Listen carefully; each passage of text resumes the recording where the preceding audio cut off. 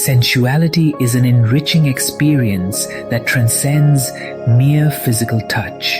It invites us to explore openness and vulnerability, creating deeper connections with others. By engaging in mindful touch, we enhance our awareness of each other's desires and boundaries. This practice cultivates intimacy as it encourages honest communication and emotional safety. Each caress becomes a dialogue between bodies, transcending words and allowing us to connect on a profound level.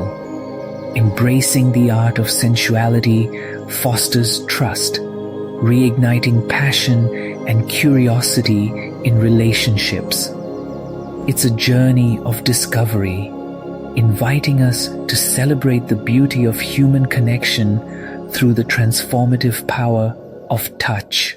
Hey everyone, welcome to Pleasure Principles, the show where we talk about living life to the fullest, no matter your age or the stage. I'm your host Avik, and today we are diving into a topic that's especially important for all the incredible women navigating the midlife transitions. So joining us is Lynn Wordsworth. So welcome to the show, Lynn. Thank you. I really appreciate you inviting me. Lovely. So Lynn, before we start our conversation, I'd quickly love to introduce you to all of our listeners. Dear listeners, Lynn is the vibrant founder of Holistic Health and Wellness LLC and creator of the Energized Healthy Women's Club. So she is an AADP certified holistic health practitioner, wellness cooking instructor, and expert in helping women transform their energy, manage stress, and reclaim their health during perimenopause and menopause. So her approach is practical, empowering, and rooted in her own experiences overcoming the health challenges. So get ready to learn simple, effective ways to bring vitality back to your midlife. So why to wait? Let's jump in. Welcome to the show again, Lynn. Thank you. Great. So Lynn, to start with, what inspired you to focus on the holistic health for women in the midlife? Right. Well, I trained as a holistic health practitioner. So over the years, things have changed. As we age, we get to experience some of these things. And I remember going through menopause and I was so unhappy and I had no idea exactly what was going on. So I looked into the holistic approach to midlife, and it really kind of changed my experiences. It changed my mindset. And I love to just help women realize how valuable they are and how much wisdom they have at this time in their lives, and that it's not a time when we kind of give up and think, well, pretty soon life's over. I believe when we get to midlife that our life's just beginning. It's time when we can enjoy ourselves. We can live life to the fullest. So I just really like to encourage women to grab a hold of that mindset so that they can go through midlife and really enjoy it. That's awesome. And also, why do you think that so many women struggle with the energy and health during the perimenopause? Well, I think that this is just one of the symptoms. For one thing, we don't have good sleep. We may not be eating the foods that we need. We're also very stressed at this time in life. And also, one of the things that happens to women in this stage is they tend to be a little bit more anxious and a little bit maybe depressed. And all of these things are energy drainers.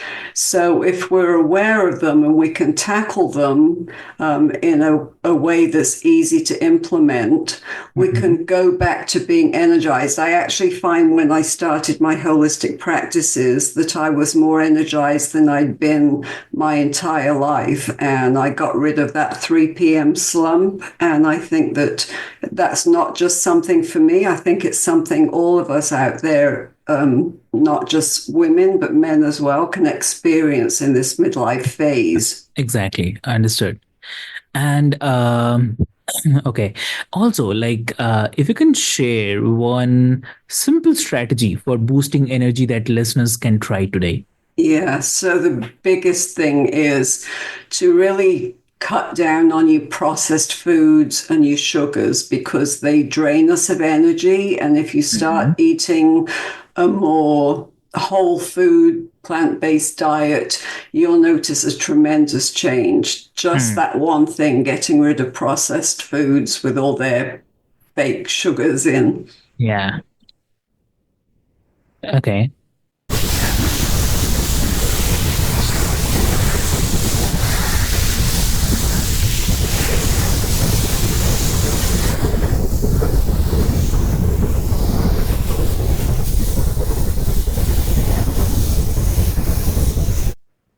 Are you there? Yeah. Yeah. Yeah. Ah, Yes. Yes.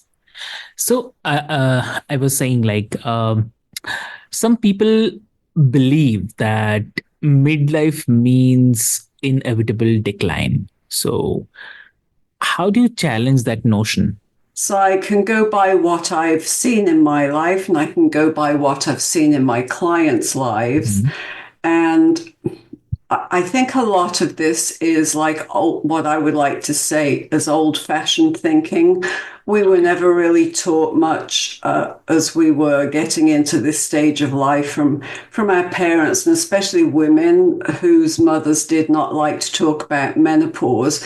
But Hmm. so much advertisement has gone on that's really grabbed hold of us, where we kind of think that you hit midlife and it's downhill from there. And that really just is not true. I have seen it so many times to where if you look at it from the fact of our life can be just beginning. If we think midlife starts at 40, for example, with Yeah. the date ranges that are now in place, people are living to their 80s and 90s. So if you think about it, you're only halfway through your life. So do you want to go the next halfway through your life, feeling miserable, feeling that, life's over for you? It really Hmm. isn't. To me, it's an exciting time of life if we change our perspective and we think about the fact our children are leaving home, things are changing for us. If we don't like the jobs that we have, it's a perfect time to really reassess and evaluate where we're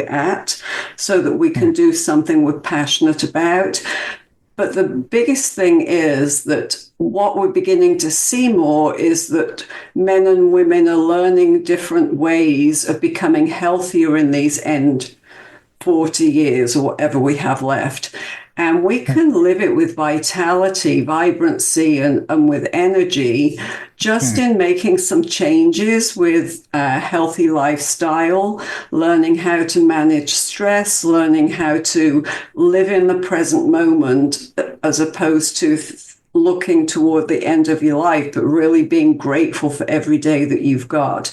So I Hmm. recently had a health scare when I was on vacation in July Okay. and ended up being medevaced back to the States. Hmm. And I almost died actually. So it was a Oh, very, very profound experience for me where it put things into perspective as to what's important. My doctor had told me when I got back that if hmm. I hadn't been overall healthy, I would never have made it through.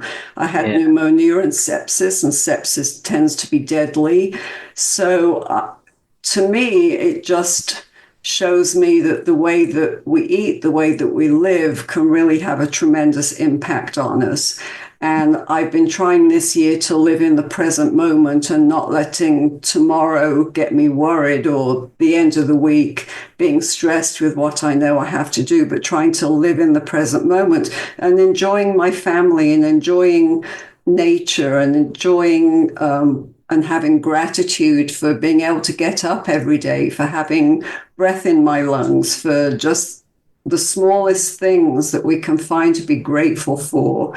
And I think that if we carry on with a positive mindset, we can just really have a brilliant time in our life from age 40 onwards. And I think that a lot of the demands and pressures that we've had in our earlier years as we've had children, or maybe there've been other stresses from a busy corporate job. It's a great time to reevaluate and just really find something you love to do, find ways that you can take care of yourself and not put you at the bottom of the list, but, put us at the top of the list, because we can't take care of others if we're not taking care of ourselves. So I think it's a shift in priority at this time when we can think a little bit more about ourselves and do more to keep ourselves healthy. Wow. So, for the listeners who think that diet is the only factor in the health, so what would you say to broaden that perspective? Yeah, so health is just one, what I call pillar of health. So as a holistic health coach, we look at the whole person. If you think about a circle and you've got in there ratioed off food, sleep, stress management, relationships, your job, your emotions, your well-being, you sleep, there's a plethora of things that go toward having that health and wellness. It's not just about food. Food, I would say, is the most important. Coming up next, the next two I would think is the most important, is sleep and movement. Sometimes as we age, we tend to think, well, I can't move in the same way that I used to. Well, actually, that might be a good thing. We really should be out walking, enjoying the fresh air, and doing some of the simplest things. There are definitely other factors beside the diet. Think about your relationships. If they're not what you want them to be, it drains you of energy. If your spirituality is not where you want it to be, that can be draining. If you're not sleeping properly, we know that sets us up for a bad day. We feel lethargic all day. So walking, sleeping, stress management, relationships, all of these are very, very important. It's lifestyle changes that we want to be making, as well as dietary changes. Got it. And what's the one common mistake that you see women make when trying to improve their health in their midlife? Sometimes one of the biggest things is that they don't start with the right mindset. And if you don't start with that right positive mindset, you're setting yourself up for failure, because so many of us have been taught, as I said, we hit 40 or 50 and you might as well give it up. What's the point? But if you can really change your mindset and change your perspective, practice some gratitude so that you're waking up every day with a positive mental attitude that will affect your emotions, your physical body, every part of you. It's a big piece of how to handle midlife. I remember for some of my friends, they hit 40 and it was just like they went into a deep depression. I didn't like 50 so well, but as I've passed that and I've thought back to it, I've thought, that really wasn't a bad thing. Remember what we bring to the table as we hit midlife, and that is the wisdom. We have learned so much over the years, and we need to be imparting the wisdom that we have learned to those around us. That can be just uplifting when you realize that you've helped somebody else to maybe grab a hold of something that will make them have a healthier, longer life. Because the whole thing is, at this point in life, as I said, that the biggest downfall is that we tend to think life is over. I can't say it enough. Life begins at 40. I put it that way because we can enjoy these latter years of our lives in a way that we couldn't when we were maybe raising our children. I realize at this age, for some of us, we're taking care of parents, which is a whole other thing. But for the most part, if you can learn to really accept where you're at and begin to love where you're at and love yourself, it's just life-changing. Exactly. Perfect. What? And like from the listener's perspective, uh, I mean, how how they can stay consistent with the healthy habits when life throws unexpected Mm. curveballs. And that's what happens in life. And the only thing I would say is when we think about consistency, we have to remember that nothing in our lives is perfect. And some of us tend to think, oh my gosh, so what I could have done with my illness, because it's really taken me 3 months to get to feeling normal again. You've got to allow yourself grace when these unexpected things happen. Life Hmm. throws us lemons, so to speak, but we need to learn to see it from a positive perspective. If we have a week that's really bad, people do this when they're trying to change their food habits, and maybe you've gone out and you've binged a bit, and so you think, well, what's the point, because I've already messed up. But what I've learned is that you get back up on the horse, so to speak, and you keep on going. So just because we want consistency, you've got to also allow yourself a lot of grace. So if Hmm. we had a friend come to us and say, oh my gosh, I've really messed up, this Yeah. happened to me, and I just totally have gone off the path, you encourage them. You tell them that, hey, this isn't where your life ends, or it hasn't stopped your healthy lifestyle. You just Exactly. started back up again. Hmm. And realize that these things are going to happen, and how quickly are you going to get back to your normal lifestyle when these curveballs have been thrown at us. Exactly. Great, great. Great. So thank you, Lynn, for your wonderful insights and practical advice on revitalizing the health during midlife. So definitely your expertise shows that midlife isn't the end of the road. It's just the beginning of a vibrant chapter. Yes. So yeah, and for the listeners, I'd love to mention, like, remember that every small and consistent changes that can lead to a big transformations. So do not let the hustle of your life hold you back from living with the vitality and the joy. So if you are feeling inspired, check out Lynn's resources and get started on your journey to health and the energy. So what I'll do, I'll quickly share all the details and and the links into the show notes. For that, it will be much easier for you to reach out to Lynn. And Lynn, like if you want to mention something, how they can connect with you. So yeah. Yeah, the easiest way to connect is through my website, Mhm. holistic-healthandwellness.com. And in there are some free resources to help you on your journey in midlife. Wow, that's lovely. Great. Great. So thanks, dear listeners. Until next time, keep prioritizing your well-being and embracing your pleasure principles. So this is your host Avik signing off. Thank you so much.